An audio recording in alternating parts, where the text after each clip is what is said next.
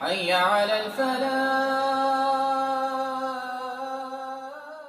آ رہا ہے گناہوں کی بخشش کے لیے، لیکن اس میں صرف بھوکے پیاسے رہنے کا نام روزہ نہیں، اس میں روزہ اس چیز کا نام ہے کہ انسان صرف اللہ سے اجر چاہے، اور جب اللہ سے اجر چاہے گا تو پھر یہ بھی نہیں کرے گا کہ آج تو روزہ بہت لگ رہا ہے، آج تو بہت پیاس لگ رہی ہے، آج تو بہت لمبا ہو گیا ہے، آج تو بہت ہی تھک گئی ہوں.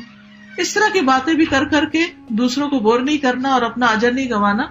کوئی پوچھے بھی کیسا جا رہا ہے تو کہے الحمدللہ، اللہ کا شکر ہے، کیونکہ اگر رکھنے کی توفیق ہو گئی ہے تو اسی پر الحمدللہ. اب ظاہر ہے کہ بھوک پیاس اپنی جگہ ہوتی ہے، لیکن اگر ہم اس کا تذکرہ کرنا شروع کر دیں تو وہ اور زیادہ بڑھ جاتی ہے، اس میں اور اضافہ ہو جاتا ہے. تقویٰ کے لیے سب سے پہلی چیز کیا ہوئی کہ ہر کام ہم نے اخلاص کے ساتھ کرنا ہے. تو رمضان میں جتنی بھی نیکیاں کرنی ہے وہ صرف اللہ کی خاطر کرنی ہے، ان کا تذکرہ نہیں کرنا، چرچا نہیں کرنا، شہرت نہیں کرنی، لوگوں کے سامنے بڑا بن کے نہیں دکھانا، بلکہ خاموشی کے ساتھ اپنی عبادت کرنی ہے. پھر اللہ کے رسول صلی اللہ علیہ وسلم کی سنتوں کو اپنانا. روزے میں آپ دیکھیے کہ نبی صلی اللہ علیہ وسلم کی سنت کیا تھی، آپ کا طریقہ کیا تھا، اس کے بارے میں جاننا ضروری ہے کہ آپ روزہ رکھنے کے بعد کس طرح، یعنی کہ کیا کیا کیا کرتے تھے.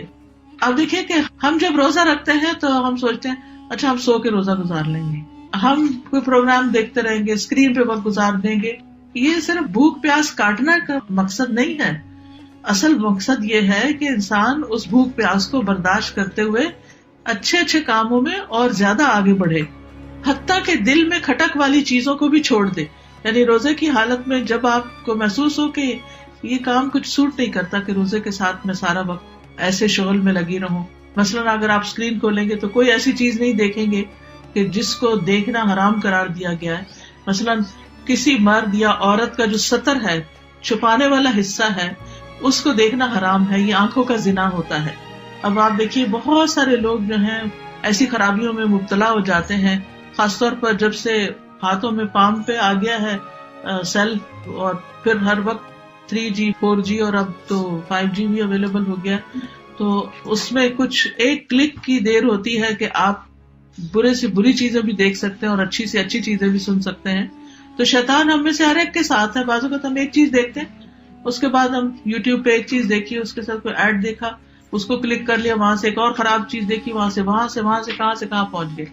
جی اپنے آپ پاپ اپ ہو جاتی ہیں، اور پھر آپ اس کے شیطان جال ڈالتا ہے نا، تو وہ جال میں پھنس جاتے ہیں آپ. اور پھر تو لیکن اللہ تعالیٰ نے ہمارا ایک ضمیر رکھا ہے، ہمارے اندر سے ایک آواز اٹھتی کہ یہ ٹھیک نہیں. تقویٰ اسی آواز کو سننے کا نام ہے، اسی فیلنگ کو محسوس کرنے کا نام ہے، جو اندر سے اٹھتی ہے کہ یہ ٹھیک نہیں کر رہی، تو ٹائم ضائع ہو رہا ہے. بعض اوقات ہم کہتے نہیں ہم تو اچھی چیزیں دیکھ رہے ہیں. اچھا بھائی رمضان جو ہے وہ اسکرین پہ بیٹھنے کا نام نہیں ہے. آپ اچھے کام کرنا چاہتے ہیں تو زیادہ سے زیادہ قرآن پڑھیے، قرآن کی تلاوت کیجیے، قرآن کو سمجھ کر پڑھیے، زیادہ سے زیادہ ذکر کیجیے.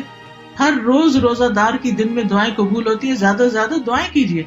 دعاؤں کی کتابیں آپ کے پاس ہونی چاہیے کہ اگر خود سے بہت دعا کرنا نہیں آتا، بعض لوگ ہوتے ہیں کہ ان کو سمجھ نہیں آتی کیا مانگے کیا نہیں مانگے، تو قرآنی دعائیں ہیں، مسنون دعائیں ہیں، ان کے اردو اور انگلش ترجمے ہیں. اگر عربی بھی نہیں پڑھنی آتی تو انگریزی میں یا اردو میں ان دعاؤں کو مانگے.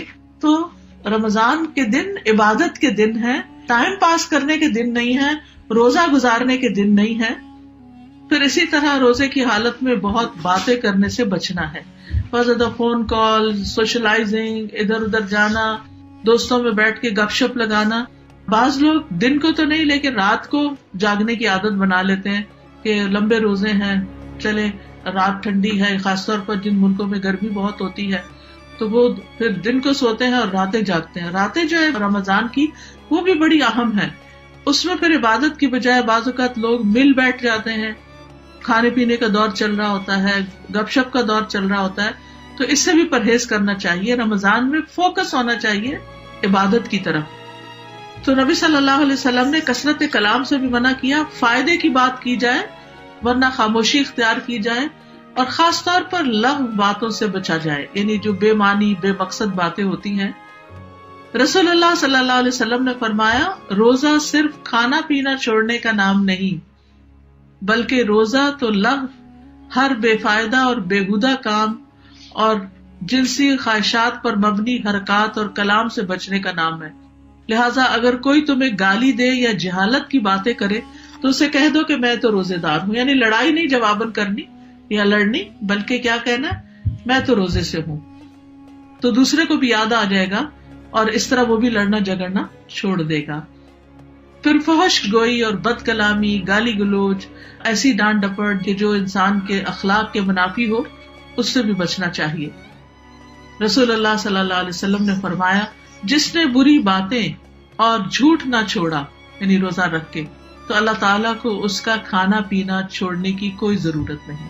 یعنی اللہ تعالیٰ یہ نہیں دیکھتا کہ کون کون بھوکا ہے، وہ یہ دیکھتا ہے کہ کس نے اپنی زبان کی حفاظت کی ہے، اپنے دل کی حفاظت کی ہے، اپنے اخلاق کو بہتر بنائے. کیونکہ جیسے میں نے شروع میں عرض کیا تھا کہ رمضان کی آمد کا ایک مقصد، اللہ نے جو رمضان کے روزے ہم پہ فرض کیے، اس کے پیچھے کو مقصد ہے، اور مقصد کیا ہے؟ Self improvement. کہ ہمارے